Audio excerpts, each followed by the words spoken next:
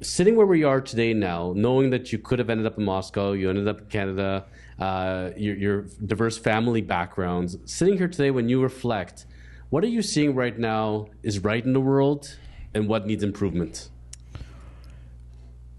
I know it's a very big question. We could break it down a little smaller, but currently where we're sitting today, what do you see is going right overall? What's going right is that we have to look a little deeper, a little past the headlines, to see that the world is actually a beautiful place and people are actually beautiful, and that there's so much good in the world. And watching news and listening to talk radio, which is something that, by the way, I struggle with. I'll be honest. I love news.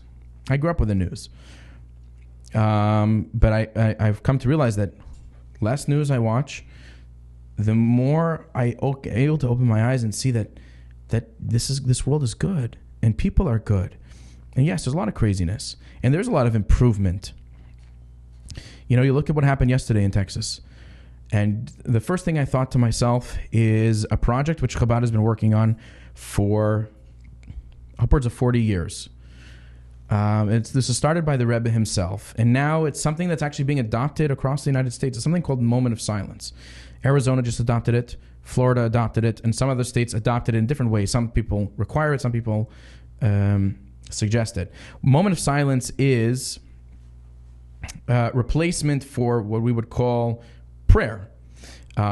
It's something that the Rebbe said should happen. It should be done in schools. And since, separation of church and state and everything, so you can't call it prayer times or call it a moment of silence, which means you give from day one of education, from when a kid walks into kindergarten for the first time, he has a minute of his day or her day where he or she gets to reflect on themselves, on their lives, and on their Creator. And that time can be used for whatever. But it's a time that's, we explain, the Rebbe said we should explain to the children that this is a time for what is self-reflection, what is a creator and what is a higher power. And then let the child, based on whatever the person's faith is, Jewish and non-Jewish, the world. We're talking about everybody. A time for reflection and for understanding and realizing, good and bad. And look at what happened yesterday.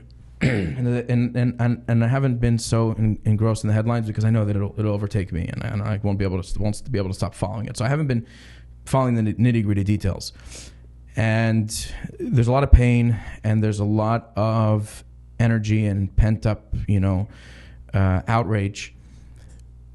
The Rebbe was talking about this 40 years ago. He said, you want to change a society from bottom up, you have to start when they're children. Children are malleable. Children are like sponges. They can absorb. If we start teaching our children not just, school subjects, math, science, and history, and all the rest, but also to introduce in schools where kids spend most of their early lives, education about morals and ethics, about the, so they're, again, crossing, could be crossing the religion line. So as not, church and state as possible, but still very possible to introduce from early on education about morals. The world will change from bottom up, and things like this won't happen anymore.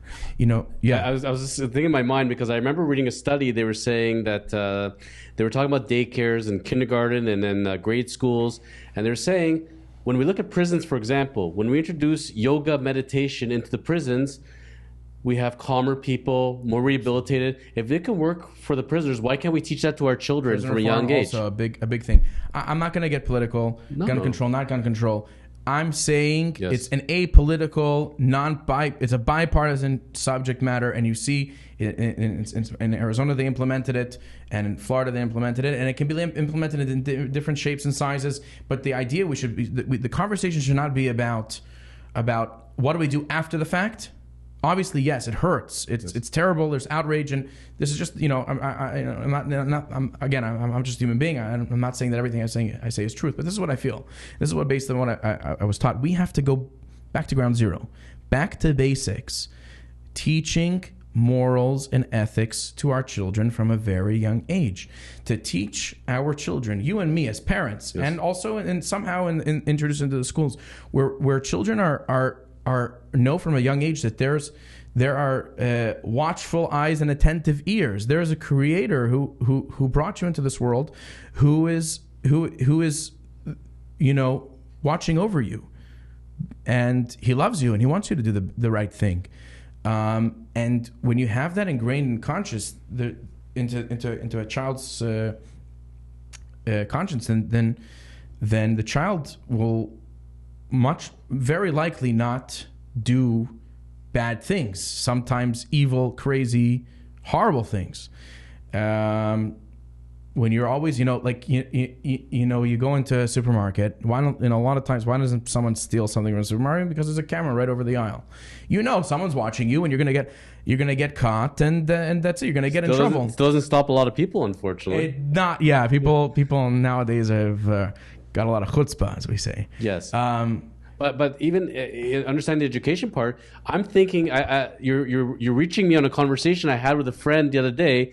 And let me ask you, what has happened to the world in a sense from a child's point of view? When I was a child growing up, I could be 6, 7, 8. There was never a thought of, I'm going to go ride my bicycle around the neighborhood. Go have fun. We'll see you later. 10 years old, 11 years old. I'm going to be going on the bus with my friends to the movies. Go have fun. See you later. I got to take 2 buses to school. All right. No issues. These things were done back then without thinking. Today, you're not sending your 7-year-old to the park by themselves, no matter where you're living in reality. No. What has happened? Have we changed? Has the world changed? Where do you see that? I think we could be going backwards when we could really be going forwards. And the ideas that I'm talking about, and obviously social media and internet have exacerbated all the great things in life. Great with quotations. Yes. Because those dangers, I think, were always there. In reality, just we're seeing them in a different lens. I don't think they were there. I think there was more of a moral conscience before. But as things, morals and values kind of eroded, I think, and as they continue to erode, we have to be the ones to push for change. We have to be pushing, like I said, we have to start from ground zero. You're not going to change society from top. Yes. The whole idea of prison, right? Yes. You're going to send a guy to prison. Likely he's going to end up back in prison because he didn't really change. You didn't change him. You didn't do anything. They just schooled him more on how not to get caught. Yeah, you just made him worse. Yes. Right? It's like in Norway or something where prison is like a resort, basically. And you see how people go into prison one thing and they leave a completely different person, and they don't go back to doing crime because they were worked on from bottom up and not from top down. So we have to have this bottom up perspective on education as a whole, and also when it comes to crime and punishment. I say tongue in cheek often to people, and I don't mean it, but I say at times when I look around what's going on in our society, in our world, I feel like Noah needs to come out, build an ark, grab 2 of every kind. And I feel like we have to start it over, because what are we doing to our society? What are we doing to each other? So that's when I say turn off the headlines, turn off the podcasts, at least the political podcasts, and open up your eyes, and you'll see that the world is really a garden and not a jungle. It's just a matter of perspective, and you can, that's I guess a pattern of human thinking. You can always look at the glass half empty. You can look at it half full. But the way God looks at the world, I think God looks at the world as half full. I'm saying we were taught, and this is why are we doing this? Why am I here? I'm here. It's nice to help people. It's nice to dedicate your life to community. But ultimately, what we want to do is we want to bring the Messianic era. We want to bring. As Jews and many other people in the world believe in the coming of the Messiah, and one of the age-old Jewish teachings when it comes to the coming of Messiah is that good remains. Good doesn't expire. Evil expires. So all the evil in the world that's happened all the years, most of it passed its expiration date. But all the good that's been pent up over the years, that's been kind of, let's say, adding up in our bank account our goodness bank account of the world, and that is our merit to be able to experience a world of redemption. And that's what my life's mission is to introduce person by person, street by street, acts of goodness and kindness. Like I said, when you put on tefillin, when a woman lights Shabbat candles, when a person, Jew or non-Jew, gives charity to a cause that does good. Again, when you help an old lady across the street, all this stuff is bringing that good, positive energy into the world and helping us slowly attain that ultimate goal, which we're very not far away from, of seeing the Messianic redemption, a time where there will be peace in the world. And yes, there are many sources and many opinions that say that the world is going to be completely chaotic, at least on the superficial level, when in the prelude to the coming of the Messiah. Thank you for enjoying today's episode of the Chosen Life podcast. Go ahead and hit the subscription button below and the notification bell to catch all of our great shows. And remember to contact the Chosen Lawyers when you are ready for your next real estate and commercial transaction. Go to kormans.ca.